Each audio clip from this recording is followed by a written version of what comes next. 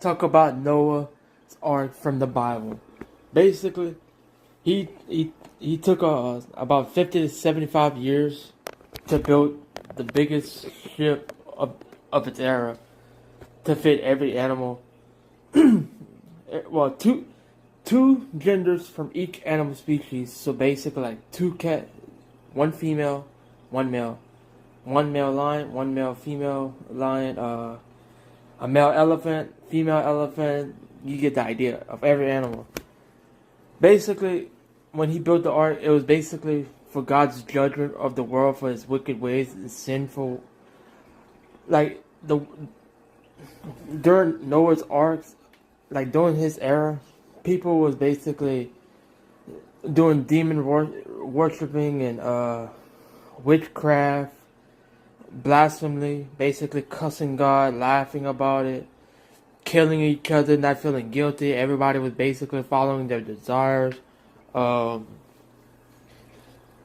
when Noah tried to warn people that the flood was going to come, because it took 120 years for like the preparations and everything, nobody wanted to listen. They thought Noah was like an insane person. Like they laughed at him. People went and lived the life the way they wanted to live. They didn't want to listen to Noah.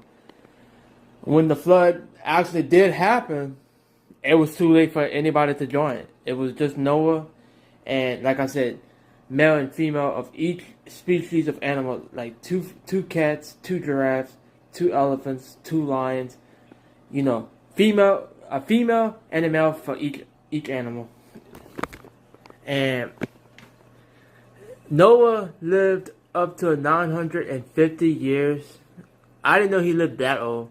But I'm not surprised because a lot of the people back in the Bible, the biblical era, basically lived almost hundreds, if not sometimes 1,000 years. And it's like,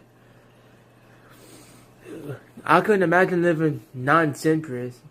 Noah was basically a very loyal, and he basically committed himself to God. Like everything God told him to do, he just did it right then and there. He didn't say, why I have to do that, why I have to take 50, 75. He did it with no complaints.